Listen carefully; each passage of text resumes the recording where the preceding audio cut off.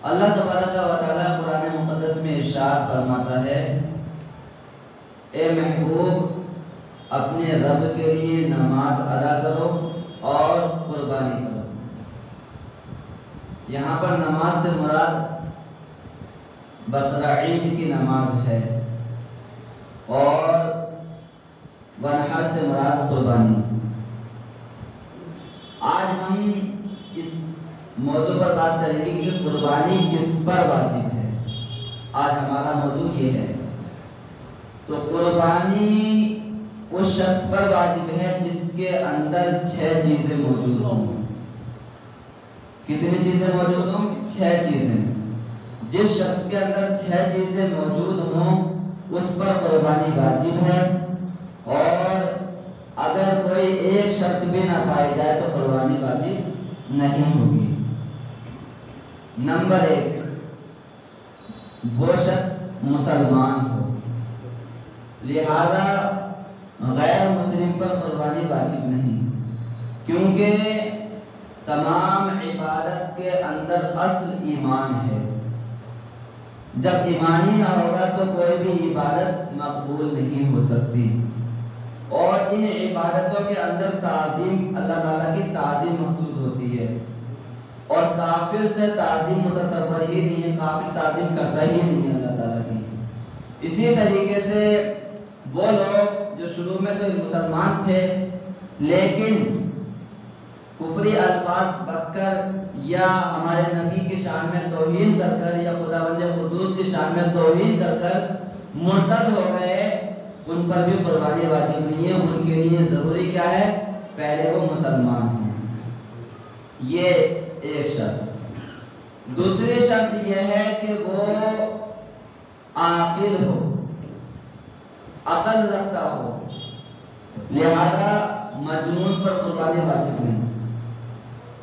وہ اگرچہ وہ مالی کے نصاب ہے، اس کے پاس اتنا مال موجود ہے جس سے نصاب مکمل ہو جاتا ہے، پورا ہو جاتا ہے، پھر بھی اس پر قربانی واجب نہیں ہے۔ نمبر 3، بالغ ہو، لہذا نابالغ پر بھی قربانی واجب نہیں ہے۔ اسی طریقے سے مقیم ہو، مقیم کا مطلب یہ ہے کہ وہ مسافر نہ ہو۔ مسافر اس شخص کو کہتے ہیں جو 92 کلومیٹر کے ارادے سے اپنے شہر سے دور نکل گیا ہو، اور اس نے 15 دن سے کم کی نیت کی ہو، 15 دن کی نیت نہ کی ہو، تو وہ ہے مسافر۔ یا 15 دن سے زیادہ کی اس نے نیت تو کی لیکن اسے کہیں آنے جانے کا اختیار نہیں، جیسے کہ بیوی ہے، اپنے شوہر کے تابع ہوتی ہے، اپنے شوہر کی اجازت کے بغیر وہ کہیں نہیں جا سکتی۔ اسی طریقے سے غلام ہے کہ آقا جہاں جائے گا غلام بھی وہیں جائے گا۔ تو اگرچہ ان لوگوں نے 15 دن سے زیادہ کی نیت کی ہے، ان کی نیت کا کوئی اعتبار نہیں ہے۔ یہ ہے مسافر۔ اب اگر مسافر پہ قربانی واجب تو نہیں ہے، لیکن اگر وہ قربانی کرے تو اس کو ثواب ملے گا۔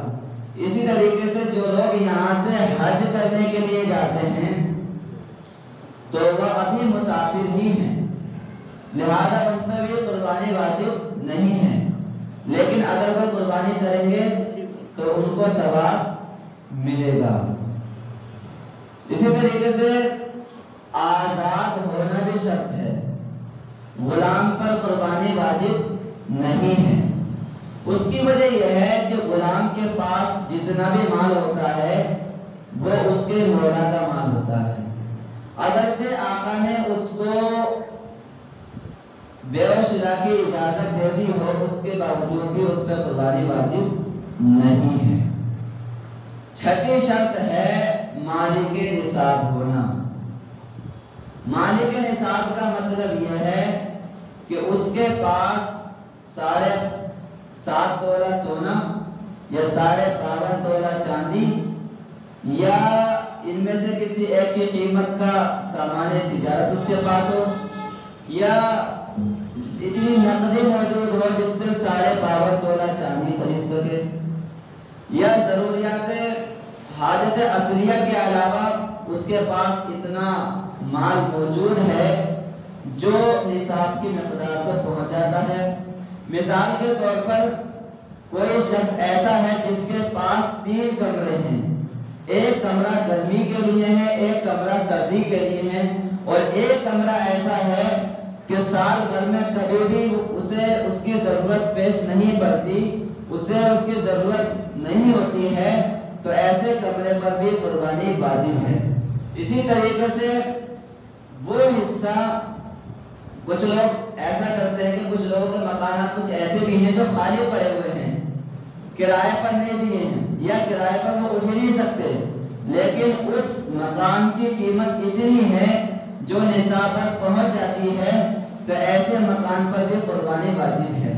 اور قربانی واجب ہونے کے لیے سال بھر کا گزرنا ضروری نہیں ہے، بلکہ 10ویں تاریخ سے 12ویں تاریخ تک 10ویں تاریخ سے 12ویں تاریخ تک یہ جو 3 دن ہیں، ان میں سے کسی ایک دن بھی وہ اس کے پاس نصاب پر مال ہو جائے تو اس پر قربانی واجب ہے۔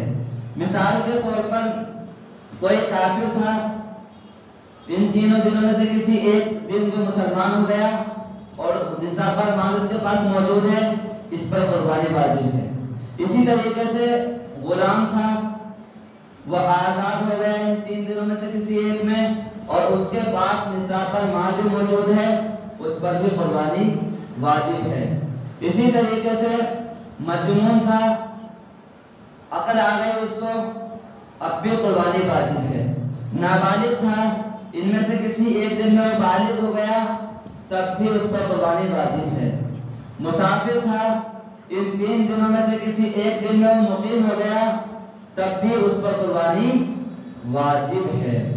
اللہ تعالیٰ کی بارگاہ میں دعا ہے کہ مولا تعالیٰ ہم سب کو جو شرعی مسائل ہیں ان پر عمل کرنے کی توفیق عطا فرمائے اور ہم سب کے عقائد کی حفاظت فرمائے۔ السلام علیکم ورحمۃ اللہ تعالیٰ وبرکاتہ۔